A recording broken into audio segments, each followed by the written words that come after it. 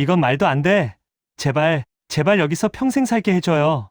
단풍이 폭포처럼 쏟아지는 산길 한가운데서 한 외국인 남자가 두 팔을 벌리고 소리쳤습니다. 너무 감탄한 나머지 과장된 표현을 쏟아내던 그는 눈까지 빨개진 상태였죠. 그런데 믿기 힘들겠지만 이 남자 원래 한국의 가을을 전부 사기라고 비웃던 사람이었습니다. 저건 다 색 보정이야. 진짜 자연이 그럴 리 없어. 평소 이렇게 말하던 회의론자였죠. 그런 남자가 단풍을 본 지 10분 만에 무릎을 꿇을 정도로 감정이 무너진 겁니다. 그리고 그는 떨리는 목소리로 중얼거렸습니다. 내가 평생 믿었던 게 전부 틀렸어.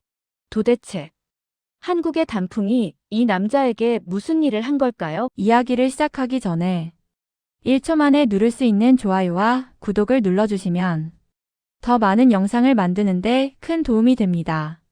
얼마 남지 않은 한국의 가을, 여러분은 어디로 단풍놀이를 다녀오셨나요?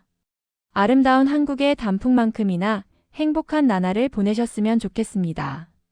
제 이름은 리카입니다. 태국 방콕에서 태어나고 자랐고 올해 34살이 된 그래픽 디자이너예요. 저는 평생을 30도를 넘나드는 더위 속에서 살았고 그래서일까요? 저는 지금도 가을이라는 걸 믿지 않습니다. 제게 가을은 낯선 단어이고 한 번도 직접 본 적 없는 환상에 가까워요. 그런데 바로 그 믿지 않는 가을을 확인하러 한국으로 떠나는 중입니다. 사실 나이도 제법 먹은 제가 왜 이런 어리석은 도전을 하고 있는지 저도 아직 정확한 답을 못 찾고 있습니다. 비행기는 이미 활주로에서 천천히 움직이고 있었고 저는 창문 옆자리에 앉아 수십 번이나 바꿔 그린 가을 이미지를 떠올리고 있었어요. 제가 지난 10년 동안 그린 가을은 죄다 인터넷에서 본 사진을 참고해 만든 것이었죠. 빨갛고 노란 단풍, 바스락 소리가 날 것 같은 낙엽길, 조금 과장된 따뜻한 빛. 고객들은 그걸 한국의 가을이라고 말하며 좋아했습니다. 그런데 저는 늘 속으로 이렇게 중얼거렸어요. 저건 전부 보정된 사진일 뿐이야. 현실일 리가 없어. 특히 한국 가을에 대한 제 편견은 더 강했습니다. 한국은 가을을 이용해서 관광객을 끌어모으는 나라라고 생각했어요. 그저 마케팅일 뿐이죠. 똑똑한 브랜딩 전략. 제가 그렇게 믿고 있었어요. 그래서일까요? 출발 직전의 공항 풍경은 어느 때보다 제 마음을 흔들어 놓았습니다. 수완나품 공항의 시원한 에어컨 아래에서도 저는 진짜 이유를 찾지 못해 계속 혼잣말을 하고 있었어요. 이게 정말 가치 있는 일일까? 그냥 괜히 간다고 하는 건 아닐까? 비행기 탑승구 앞에서 저는 여러 사람들을 관찰했어요. 특히 제 앞에 서 있던 태국인 노부부가 마음에 오래 남았죠. 할머니는 작은 여행 가방을 들고 있었고 할아버지는 기내에 들어가기 전부터 계속 아내의 손을 꼭 잡고 있었습니다.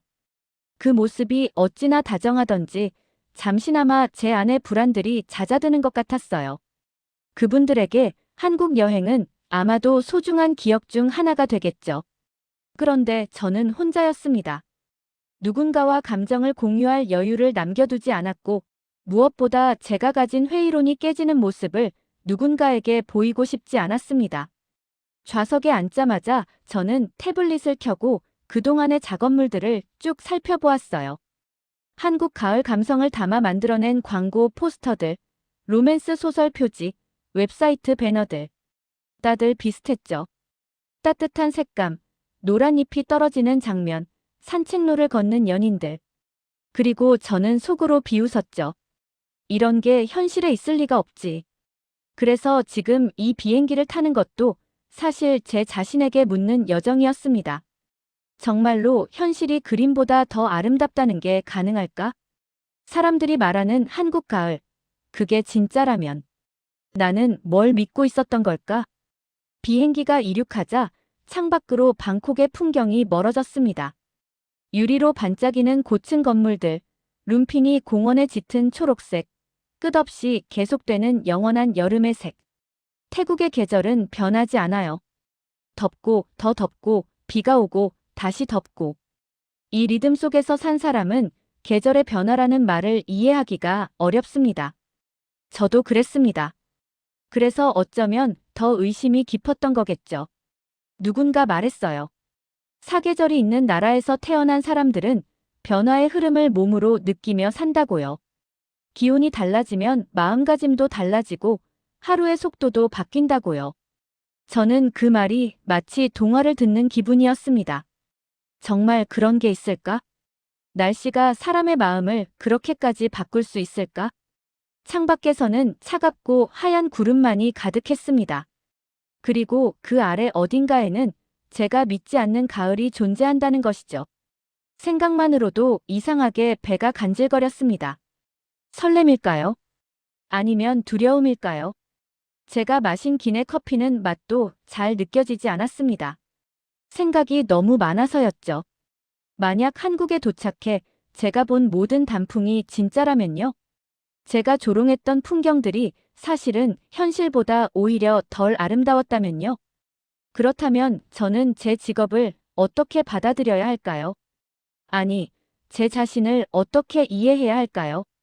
주변 승객들은 이미 편안하게 자거나 영화를 보고 있었지만 저는 끝까지 창밖을 바라보고 있었어요. 구름 사이로 잠깐 땅이 보였고 금빛으로 반짝이는 바다가 나타났습니다. 그리고 다시 구름. 마치 제가 알고 있던 세계와 새로 마주할 세계의 경계 같았습니다. 안전벨트 사이는 여전히 꺼져 있었고 기내는 고요했습니다. 하지만 제 마음만큼은 그런 고요와는 거리가 멀었어요. 수없이 많은 질문들이 제 머릿속에서 튀어나왔다 사라지기를 반복했습니다. 정말 한국의 가을이 사람을 바꾼다고? 정말 그렇게 특별한 거라고? 아니면 내가 괜한 기대를 하고 있는 걸까? 비행기는 계속 북쪽으로 제가 평생 한 번도 경험해보지 못한 계절을 품고 있는 한국을 향해 날아가고 있었습니다. 그리고 저는 알 수 없는 감정에 사로잡힌 채 제 마음 깊은 곳에서 이상한 작은 희망이 자라는 것을 느꼈습니다. 어쩌면, 정말 어쩌면, 제가 그동안 판타지라고 부르며 무시했던 그 세계가 제 눈앞에 펼쳐질지도 모른다는 생각. 그리고 바로 그 순간 기내 안내방송이 울렸습니다. 승객 여러분, 곧 한국 상공에 진입합니다. 제가 믿어온 회의론이 깨질지 아니면 더욱 굳어질지. 그 답은 이제 조금씩 가까워지고 있었죠. 그리고 그때는 몰랐습니다. 한국에서 저를 기다리고 있는 일이 제가 상상한 어떤 장면보다 훨씬 더 깊고 따뜻하고 그리고 충격적일 거라는 걸요. 한국 상공에 진입했다는 기내 방송을 들은 뒤로 저는 계속 창문을 통해 아래를 내려다보며 마음을 가다듬고 있었어요. 창밖은 온통 하얀 구름뿐이었지만 그 아래에는 제가 한 번도 경험해 본 적 없는 계절이 숨쉬고 있을 거라는 생각에 가슴 속에서 알 수 없는 긴장이 더 짙어지고 있었죠. 그리고 마침내 비행기가 부드럽게 활주로 위에 내려앉았을 때 저는 눈을 크게 뜨고 숨을 깊게 들이마셨습니다. 앞으로 어떤 일이 벌어질지 이제는 더 이상 상상만 할 수 없다는 걸 깨달았기 때문이죠. 연결 통로에 들어서는 순간이었습니다. 그 짧은 통로 안에서 저는 생전 처음 겪는 감각에 사로잡혔습니다. 공항 특유의 오묘한 냄새, 그러니까 비행기 연료 냄새와 카페 청소향 냄새가 섞여 나는 익숙한 공항 냄새는 어느 나라나 다 비슷했죠. 그러나 그 익숙함을 가르는 또 다른 느낌이 있었습니다.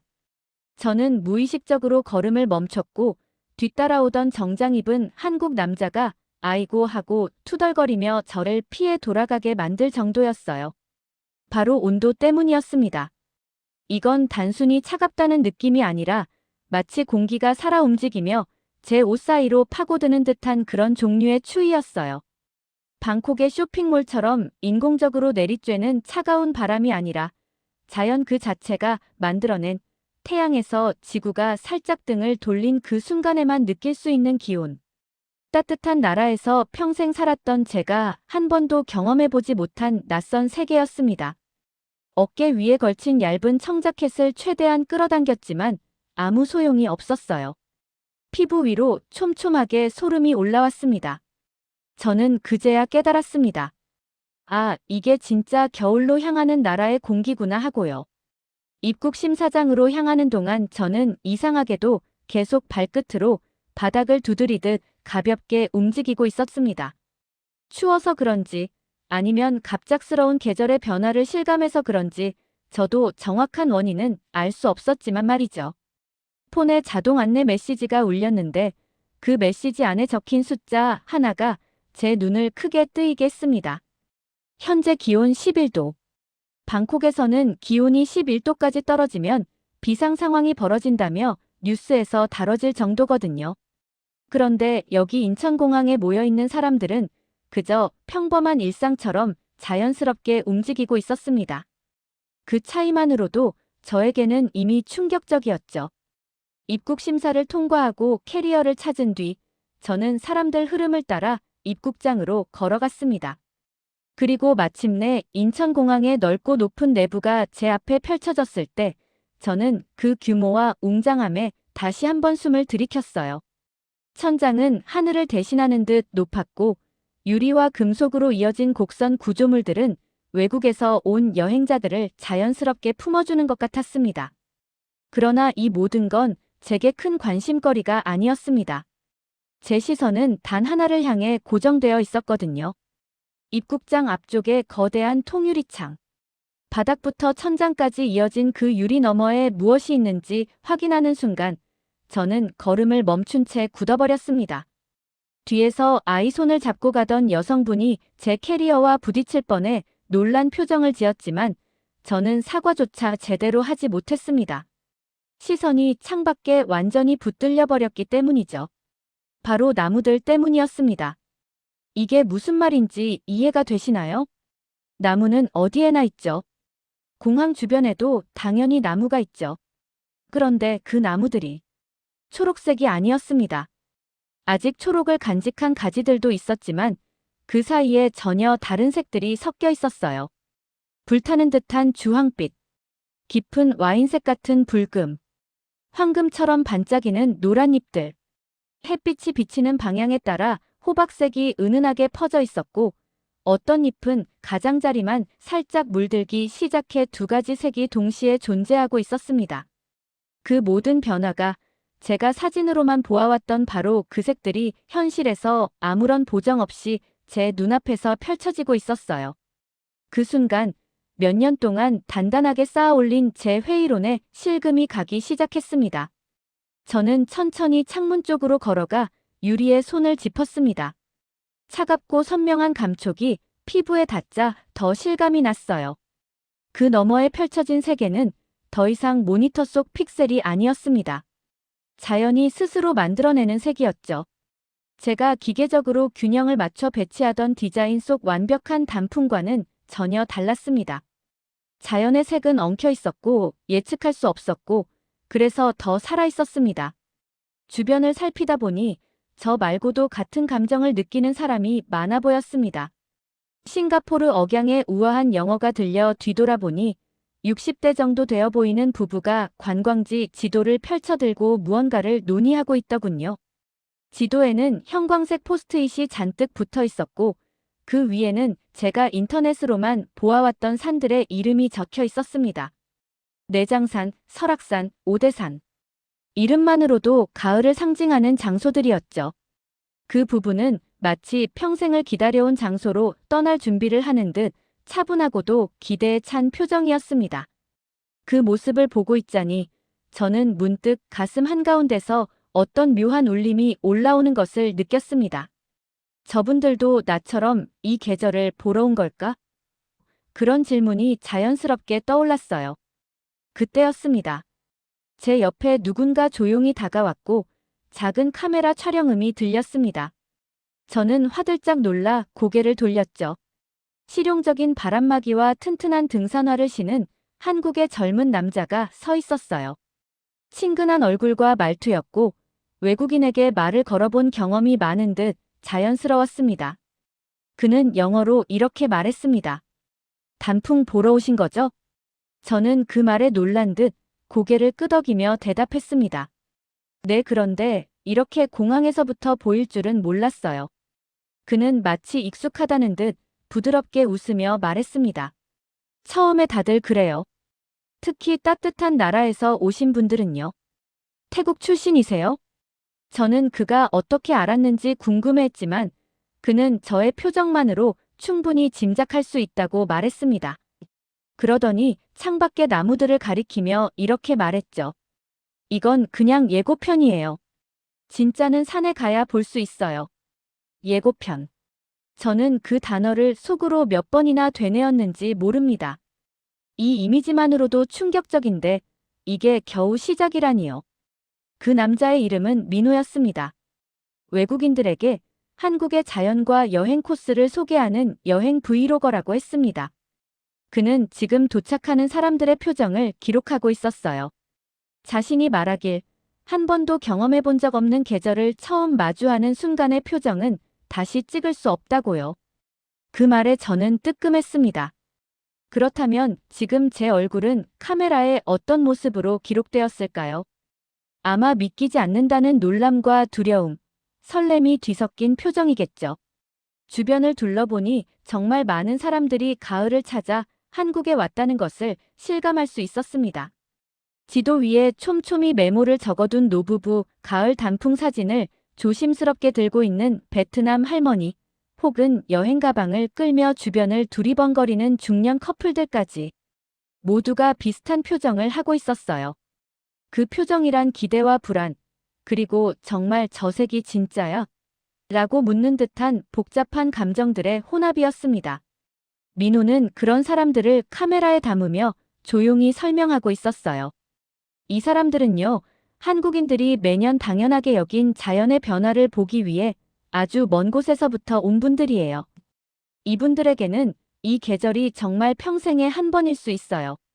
그 말이 제 마음에 깊이 파고들었습니다. 평생에 단 한 번. 그런 감정이 담긴 여행이라면 단순한 관광이 아니라 인생의 중요한 장면이겠죠. 해가 서서히 지고 있었습니다. 황금빛으로 변한 햇살이 창밖의 나무들에 비쳐 빛깔을 더 깊게 만들고 있었어요.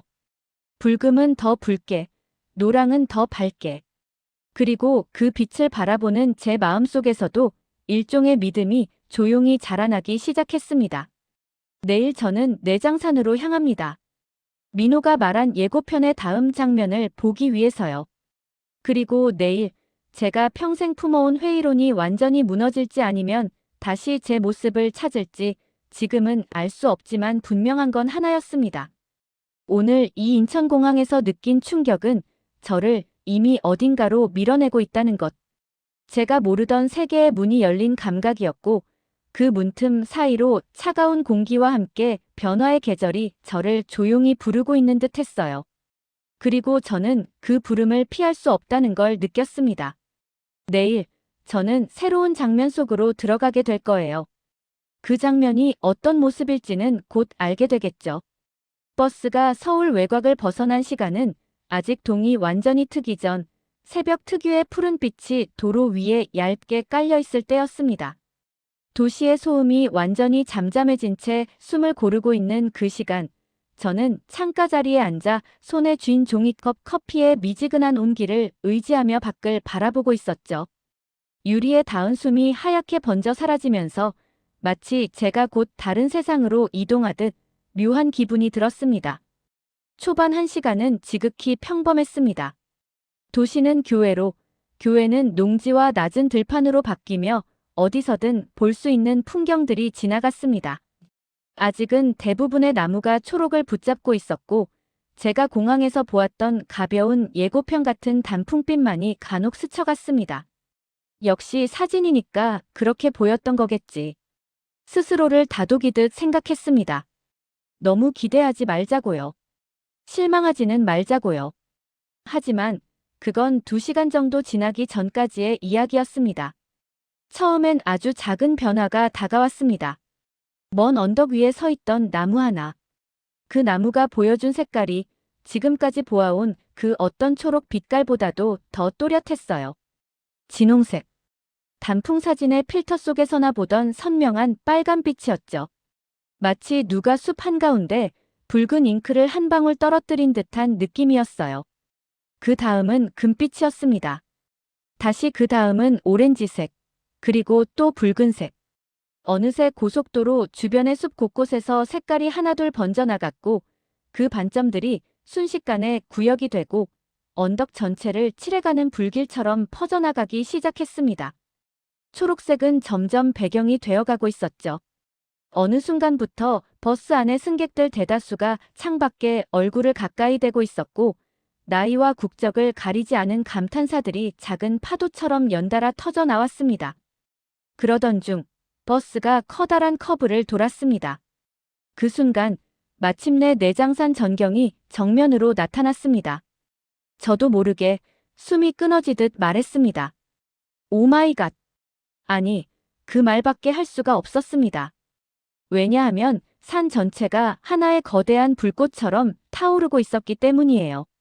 정말로 타오르고 있다는 표현 말고는 다른 말은 떠오르지 않았습니다.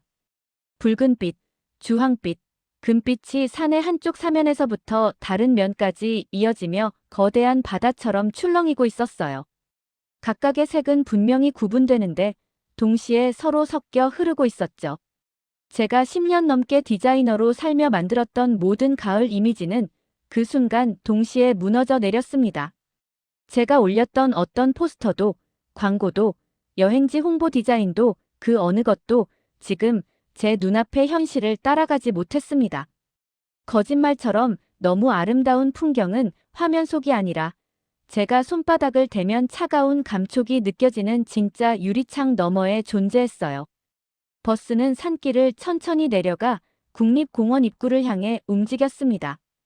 이미 아침 이른 시간인데도 주차장은 거의 가득 찬 상태였고 여기저기에서 관광버스들이 사람들을 쏟아냈습니다.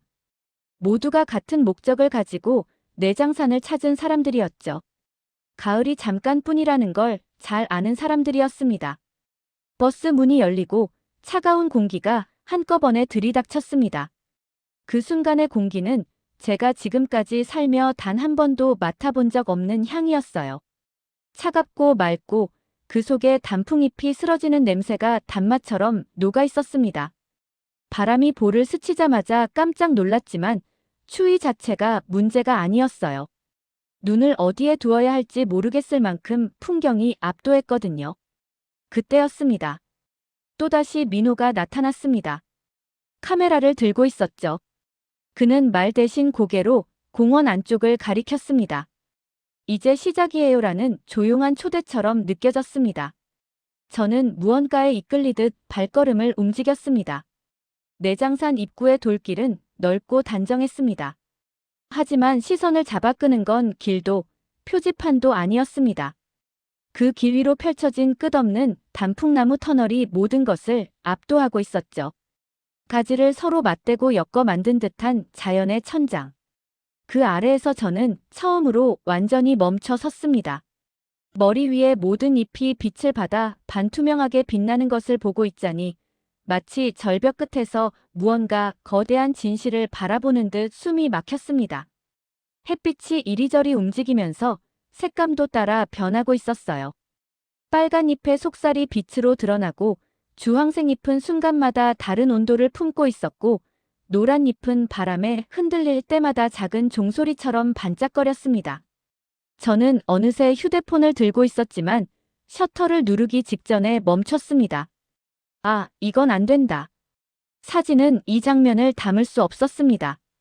바람 냄새, 차가운 공기, 모든 소리가 어우러진 생생함이 담기지 않는다는 것을 너무나 잘 알고 있었거든요. 오직 지금 여기서 몸으로 느껴야만 하는 순간이었어요. 저는 폰을 천천히 내렸습니다. 그리고 예상치 못한 일이 일어났습니다. 눈물이 났어요. 그렇게까지 울어야 하는 상황은 아니었는데 이유도 설명할 수 없었어요. 단순한 감동이라기에는 그보다 훨씬 깊었습니다. 내가 평생 믿지 않던 것과 마주하고 그게 초라한 편견이었음을 깨닫는 순간에 오는 참담함 같기도 했고 동시에 말로 표현 안 되는 감정의 파도가 밀려오는 것 같기도 했습니다. 그 순간 옆을 지나던 한국의 할머니가 제 얼굴을 보고 멈춰 섰어요. 제 영어를 이해하지 못했을 텐데도 제 표정이 무엇을 말하는지 정확히 알아보신 듯 조용히 미소 지으며 무언가를 말씀하셨습니다. 뜻은 몰라도 느낌은 너무나 분명했어요. 그래, 아가. 이건 진짜란다. 저는 천천히 걸음을 옮겼습니다. 터널 아래를 지나며 몇 걸음마다 멈춰 섰습니다. 뒤를 돌아보고 위를 올려다보고 손으로 바람을 느껴보고 누군가는 사진을 찍고 누군가는 아이의 손을 잡았으며 누군가는 천천히 숨을 들이쉬었습니다. 우리는 모두 같은 감정 아래 있었어요. 모두 처음 본 것처럼 놀라워했고 모두 익숙하게 사랑하는 듯 바라보았죠. 마침내 절이 보이는 장소에 도착했습니다. 돌담이 낮게 이어져 있었고 저는 그 위에 조심스럽게 앉았습니다. 몸의 긴장이 스르륵 풀리는 느낌이 들었습니다. 주변에서는 여전히 셔터 소리와 가이드 설명, 아이들의 웃음이 들렸지만 그 아래에는 자연의 소리가 고요하게 흐르고 있었어요. 단풍잎이 스치는 소리와 산새 소리. 어쩌면 그게 진짜 배경음악이었을 겁니다. 민호가 잠시 뒤 제 옆에 와 앉았습니다. 카메라는 여전히 켜져 있었어요. 아무 말도 하지 않고 기다려주는 듯한 분위기였고, 그래서 저는 자연스럽게 입을 열었습니다. 제가 틀렸네요. 제 목소리는 떨리고 있었어요. 가을이 그냥 사진 속 색깔 장난이라고 생각했어요. 자연이 이렇게까지 아름다울 수 있다는 걸 상상도 못했어요. 민호는 고개를 끄덕이며 말했습니다. 계절이 바뀌지 않는 곳에서 왔다면 충분히 그렇게 생각할 수 있어요. 그런데 직접 보면 달라지죠. 이건 사진이나 영상으로 이해할 수 없는 종류의 자연이거든요. 저는 한참 동안 말이 나오지 않았습니다. 민호는 이어서 말했습니다. 한국의 다른 산들도 전부 달라요. 내장산만 이렇게 강렬한 게 아니고요. 어떤 산은 더 조용하고, 어떤 산은 색이 늦게 오고, 또 어떤 곳은 더 오래 가요. 하나씩 보시면 알아요. 저는 고개를 끄덕였습니다. 하지만 마음 한구석에서는 다른 생각이 들었어요. 이걸 넘어설 수 있는 곳이 있을까? 지금 이 순간이 제 안에 무엇을 완전히 무너뜨린 순간이었으니까요. 제가 가진 모든 회의론이 내장산의 단풍 속에서 천천히, 그러나 분명하게 숨을 거두고 있었습니다. 그리고 저는 아직 산속 깊이 들어가지도 않았습니다. 내장산 돌담에 앉아 숨을 고르며 이제야 겨우 제 안의 회의론이 서서히 꺼져 내려가는 걸 받아들이기 시작했을 때였습니다. 내 눈으로 본 가을은 제가 평생 믿어왔던 세계의 규칙을 송두리째 바꿔놓았고 그 사실이 감당하기 벅찰 만큼 크게 밀려오고 있었죠. 그런데 그 순간 나만 그런 변화를 겪고 있었던 게 아니었다는 걸 저는 그때는 미처 몰랐습니다. 한국 곳곳의 여러 산에서 같은 시간대 하늘 아래에서 저와는 전혀 다른 사람들이 각자의 방식으로 말도 안 되는 가을과 마주하고 있었고 그들은 저와는 다른 속도로, 다른 이유로, 다른 깊이로 자기 인생을 흔드는 경험을 하고 있었던 겁니다. 민호가 며칠 뒤 보여준 영상들을 보기 전까지는 제가 전혀 알지 못했던 이야기들이었죠. 그런데 알고 보니 제가 내장산에 불타는 터널에서 정신을 가다듬고 있을 바로 그때 다른 산에서는 또 다른 인생들이 조용히 뒤집히고 있었던 겁니다. 첫 번째 사람은 싱가포르에서 온 전직 지리 선생님 에드워드 첸이었습니다. 그는 40년 동안 아이들에게 계절 변화를 가르쳤고 낙엽이 지는 원리 기후대, 위도와 경도, 기단과 해류, 온대림과 침엽수림의 차이까지 꼼꼼하고 성실하게 설명하던 사람이었죠. 하지만 정작 그가 실제로 본 계절은 싱가포르에 변하지 않는 여름뿐이었고 가을은 늘 사진 속 이야기로만 존재하는 먼 타국의 풍경이었습니다. 그는 은퇴 후에 첫 가을 여행을 설악산으로 정했고 그 여행을 위해 5년 동안 저축하고 조사하고 계획했다고 합니다. 그런데 그가 설악산 케이블카에 처음 올라타던 순간 그동안 지도와 스크린으로만 봤던 지식이 한순간에 무너져버렸습니다. 케이블카가 산의 동쪽 사면 위로 천천히 올라가면서 그가 평생 수업 자료로 사용했던 그 그림 같은 가을 숲이 실제로 펼쳐졌습니다. 그러나 사진과 실제는 전혀 다른 세계였습니다. 색깔은 단순히 빨강, 노랑, 초록이 아니었고 셀 수 없이 다양한 색조들이 서로에게 기대어 흔들리고 있었죠. 에드워드는 그 복잡한 아름다움을 기존의 지식으로 분류하려 애썼지만 그 모든 시도는 몇 초 만에 무너졌습니다. 자연은 교과서적 틀을 거부했고 오히려 그 틀을 뛰어넘는 무한한 변주를 보여주고 있었어요. 색의 조합은 규칙을 따르지 않았고 각 나무는 고유한 리듬으로 계절의 마지막 빛을 내뿜고 있었죠. 그는 자신의 오랜 경력이 갑자기 너무 좁고 너무 이론적이었다는 걸 깨달았습니다. 내가 평생 가르친 게 이게 아니었구나. 그가 그렇게 말하자 그의 아내는 조용히 미소 지으며 답했습니다. 당신이 가르칠 수 없었던 걸 우리가 지금 배우고 있는 거죠. 그 장면을 영상으로 보는 저도 가슴이 찡했습니다. 그가 얼마나 오랫동안 지식만 알고 있었는지, 그리고 그 지식이 실제 경험 앞에서 얼마나 작은 조각으로 부서졌는지 그의 떨리는 음성만으로도 느껴졌으니까요. 설악산 정상에 도착했을 때 그는 말했습니다. 지도는 영토가 아니야. 사진은 경험이 아니야. 지식은 이해가 아니야. 이 말이 영상 속에서 울릴 때 저는 그가 단순히 아름다움을 본 게 아니라 자기 인생의 공백을 채운 순간을 맞이하고 있다는 걸 알 수 있었어요. 하지만 한국의 가을은 또 다른 산에서 또 다른 사람에게는 전혀 다른 방식으로 말을 걸고 있었습니다. 그 사람이 바로 베트남에서 온 82세의 할머니였습니다. 이름은 린. 그리고 그녀의 손을 잡고 함께 북한산 둘레길을 걷던 손자 하오. 하오는 할머니의 무릎과 심장 상태를 걱정했지만 할머니는 단호하셨다고 합니다. 한국까지 왔는데 버스에만 앉아있을 순 없지. 나무들 사이를 걸어야지. 그렇게 둘은 매우 느린 속도로 다른 사람들보다 두세 배는 더 오래 걸리며 둘레길을 걸어갔습니다. 그런데 그 느림이 오히려 할머니에게 깊은 지혜를 건네주는 시간이었습니다. 할머니는 나무에 손을 얹어보고 단풍잎을 들여다보고 돌의 감촉을 느끼며 말없이 서 계셨습니다. 하오는 속도를 조절하느라 처음엔 조금 초조했지만 곧 깨달았습니다. 그 멈춤들이 바로 여행의 의미였다는 걸요. 할머니는 어느 순간 이렇게 말씀하셨습니다. 이건 단풍이 아니라 시간 그 자체야. 나무는 매년 이렇게 말하는 거야. 한 장을 끝내고 다음 장을 준비한다고. 하오는 그 순간 울컥했다고 합니다. 전쟁을 겪고 많은 상실을 견디고 살아온 할머니가 가을 나무를 통해 놓아주는 법을 배우고 있다니. 그 장면은 정말 깊고 조용한 감동이었어요. 노란 조끼를 입은 한국 노인 산악회를 만났을 때 할머니가 지어 보인 미소도 잊을 수 없습니다. 같은 나이대의 노년들이 서로를 말없이 응원하는 그 짧은 순간에서 국적을 넘는 연대감이 느껴졌습니다. 하오는 그때 처음으로 깨달았다고 합니다. 이 느림의 여행이야말로 내가 할머니에게 배워야 할 삶의 지혜였구나.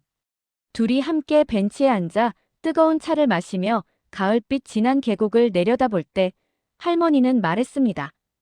어쩌면 이게 내 마지막 가을일지도 모르지. 그래서 오고 싶었어. 완전하게 변하는 자연을 한 번은 보고 싶었어. 저는 이 영상을 보며 마음이 뭉근히 뜨거워졌습니다. 한 계절을 이별의 준비처럼 바라보는 노년의 시선은 젊은 세대가 아무리 노력해도 쉽게 이해할 수 없는 깊이였으니까요.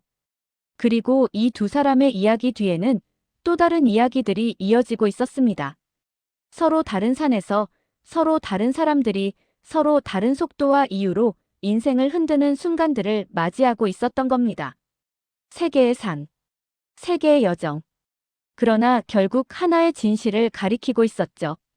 자연은 그 자체로 사람의 마음을 변화시키는 힘을 가지고 있다는 것. 사진으로는 절대 느낄 수 없는 규모와 감동이 실제의 풍경에는 있다는 것. 그리고 어떤 깨달음은 반드시 그 자리에서만 얻어진다는 것. 하지만 이 각각의 변화된 사람들이 결국 같은 한국 땅 위에서 서로 다른 방식으로 마음을 열고 있었다면 그들이 이 여행을 마치고 원래의 삶으로 돌아가려고 할 때 무엇이 기다리고 있을까요? 자연 앞에서 마음이 열리고 흔들리고 바뀌고 다시 태어난 사람들은 그 다음에 어떤 선택을 하게 될까요?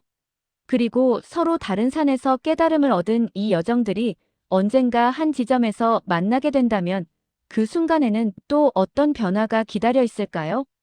호텔에서 불과 몇 블록 떨어진 작은 공원은 처음엔 그저 지나칠 만한 도시의 틈 같은 곳이었습니다. 그러나 한국에서의 마지막 저녁, 리카는 그곳 벤치에 홀로 앉아 있었습니다.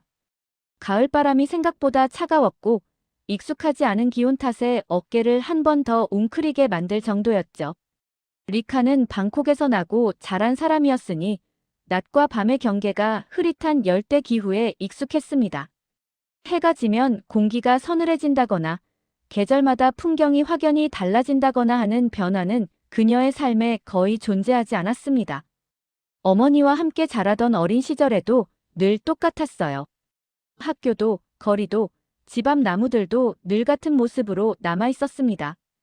그래서 리카에게 계절이라는 개념은 전혀 피부로 와닿지 않는 것이었죠.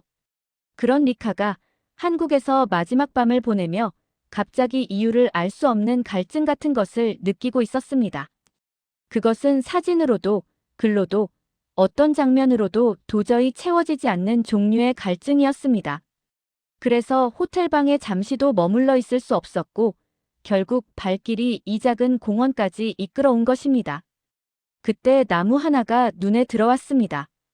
공원 중앙, 크게 돌출되지도 않은 평범한 자리에서 묵묵히 서 있는 은행나무 하나. 그런데 그 나무는 평범하지 않았습니다.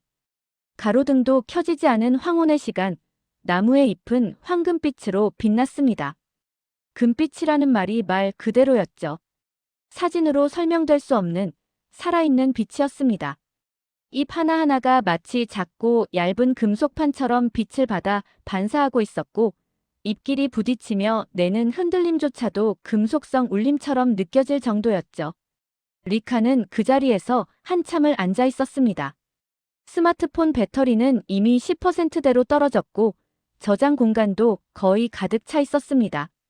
지난 3일 동안 찍어둔 사진은 몇백 장을 넘었고 그 사진들을 보며 대체 무엇 때문에 내가 이렇게 흔들리는 걸까? 를 찾으려 노력했지만 화면 속 이미지들은 그녀의 마음에 닿지 않았습니다. 사진은 아름다웠습니다. 전문가가 찍어도 이보다 나을 수 없을 만큼 잘 나온 사진도 많았습니다. 하지만 문제는 사진이 아니라 느낌이었습니다. 감정은 담기지 않았으니까요. 그녀는 깨달았습니다. 아무리 선명한 사진이라도 이미지 속에는 그 자리에 서 있었던 마음이 담기지 않는다는 것을요. 사진은 기록이지만 경험은 기록이 아니라는 것을요. 그래서 태블릿을 열어 자신이 지금까지 쌓아왔던 작업물을 다시 살펴보기 시작했습니다. 수년 동안 만든 수십 개의 가을 관련 디자인들. 어느 회사의 시즌 광고, 패션 화보, 책 표지, 카페 포스터까지 가을이라는 단어만 붙어 있으면 항상 비슷한 이미지들이 반복되었습니다. 붉고 주황빛 단풍, 포근한 스웨터, 따뜻한 커피잔, 감성적인 분위기. 기술적으로 훌륭했고 고객들은 늘 만족했습니다. 하지만 리카는 그것들을 보며 낯선 감정을 느꼈습니다. 그녀는 속삭이듯 혼잣말을 했습니다. 죽어있네. 그 말은 비난이 아니라 스스로를 향한 자각이었습니다. 그녀가 만든 가을은 보기 좋은 가을이었지만 진짜 가을은 아니었기 때문입니다. 단풍은 장식이 아니라 시간이 흐른다는 증거였고 나무가 생의 한 단계를 마무리하는 과정이었습니다. 아름다움이라는 단어 뒤에 숨겨져 있는 끝남과 놓아줌이라는 본질을 그녀는 이제야 보게 된 것입니다. 그 순간 며칠 전 내장산에서의 장면이 떠올랐습니다. 붉은 단풍 아래 그녀는 폰을 꺼내 들었다가 다시 천천히 내려놓았습니다. 사진을 찍기보다 그 순간을 겪고 싶다는 마음이 앞섰던 단 한 번의 순간이었죠. 그리고 그 장면 속 공기, 냄새, 바람, 낙엽의 소리, 머리 위에서 떨어지는 잎들이 갖고 있던 생생한 의미를 이제야 이해하게 된 것입니다. 그때의 리카는 몰랐습니다. 왜 눈물이 났는지도, 왜 가슴이 벅차오르는지도. 하지만 지금 은행나무 아래에 앉아있는 이 순간 모든 퍼즐이 맞춰지고 있었습니다. 가을은 색의 변화가 아니었습니다. 끝을 준비하는 과정이었고 그 끝을 받아들이는 자연의 태도에 담긴 우아함이었습니다. 리카는 스스로에게 말했습니다. 아나는 그걸 몰랐던 거구나. 그녀는 방콕에서 나고 자랐습니다. 그래서 변화라는 것이 얼마나 소중한지를 체감한 적이 없었습니다. 늘 같은 날씨, 같은 풍경. 달라지는 게 없다는 건 안정감을 주기도 하지만 반대로 모든 순간이 희미해지는 결과도 낳습니다. 특별한 날이 특별하지 않고 아름다운 날이 아름답지 않게 되는 것. 리카는 그걸 이제야 알아차렸습니다. 그래서 한국 사람들은 매년 똑같은 단풍을 보러 가는 것이 아니었습니다. 매년 다른 자신을 데리고 가는 것이었습니다.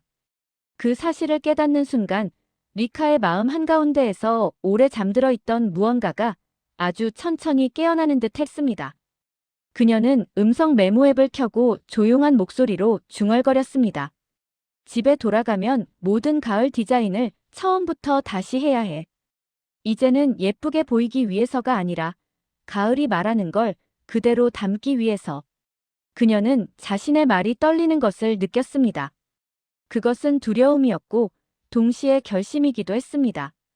이제는 더 이상 옛 방식으로 돌아갈 수 없다는 걸 알았기 때문이죠.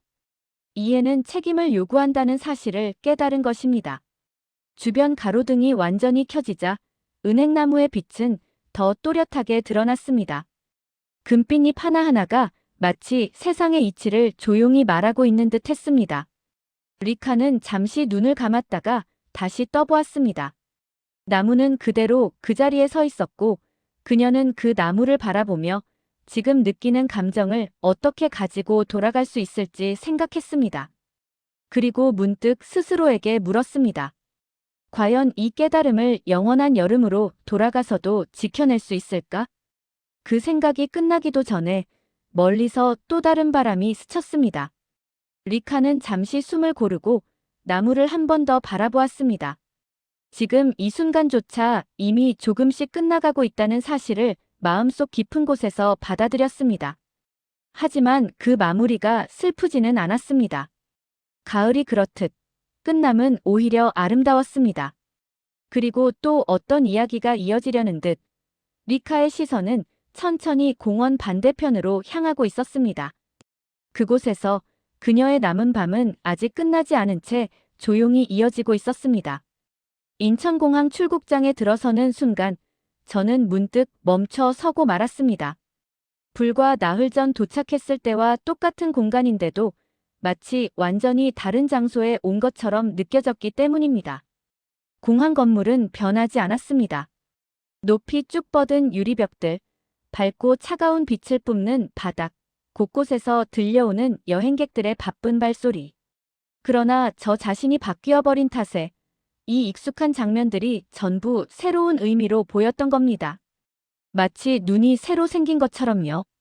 무상함 속에 깃든 아름다움 같은 삶의 근본을 꿰뚫는 시선이 제 안에 생겨버렸던 것입니다.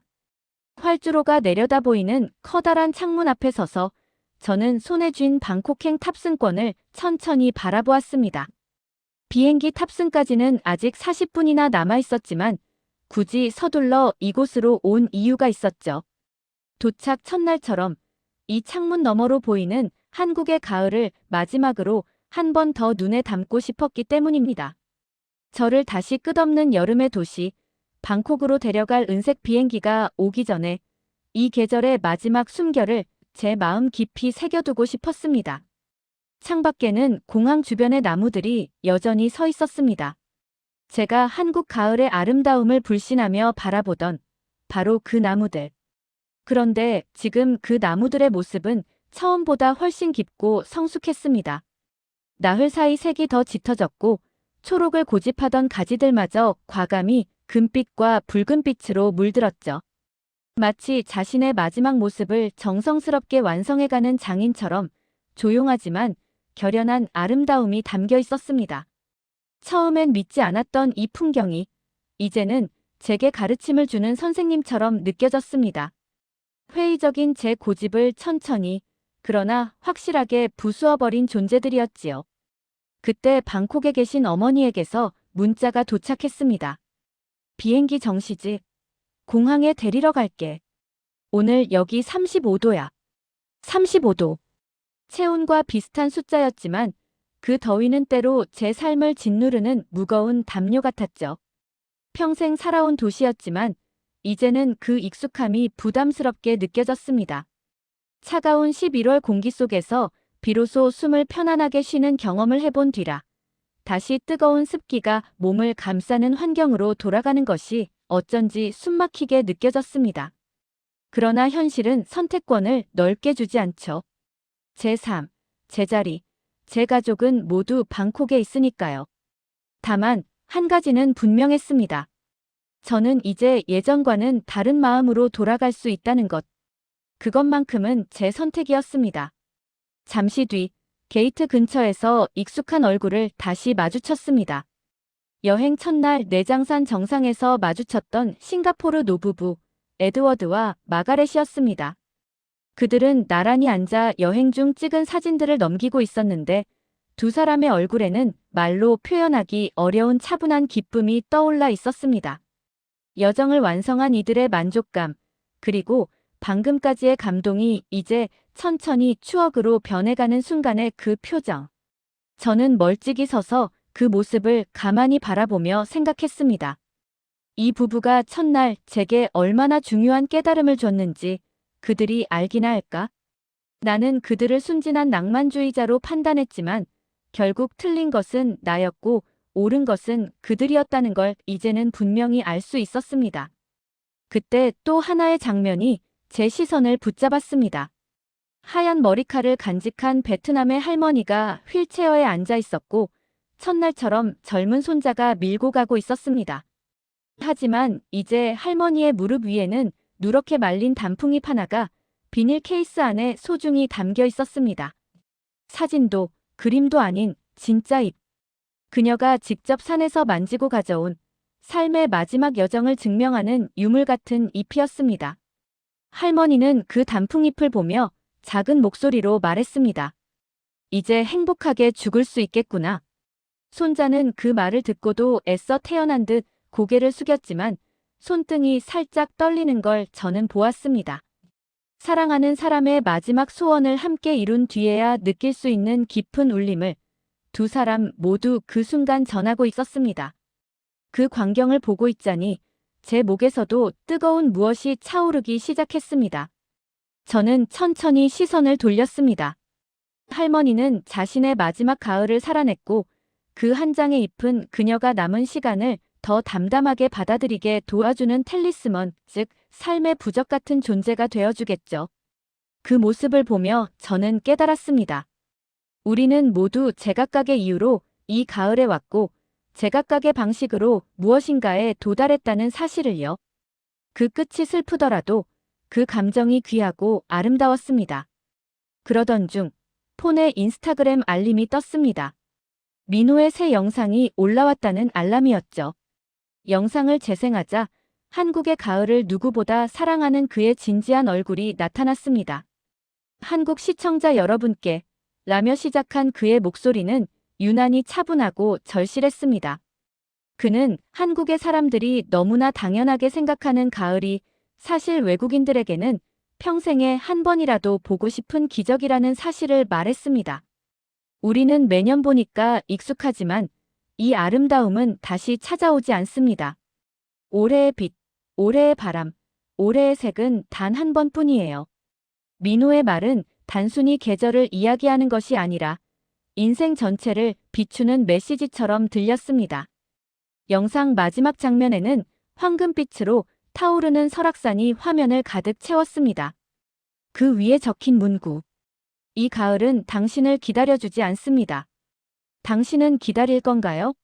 저는 창밖의 나무들을 다시 바라보았습니다. 몇 시간 후면 저는 이 풍경과 멀어지겠지만 제 안에 생긴 변화만큼은 쉽게 사라지지 않을 거라는 확신이 들었습니다. 그리고 그 확신은 앞으로의 제 삶을 비춰줄 작은 등불처럼 가슴속에서 조용히 타올랐습니다. 탑승 안내 방송이 들려오고 저는 손에 쥔 가방을 고쳐 들었습니다.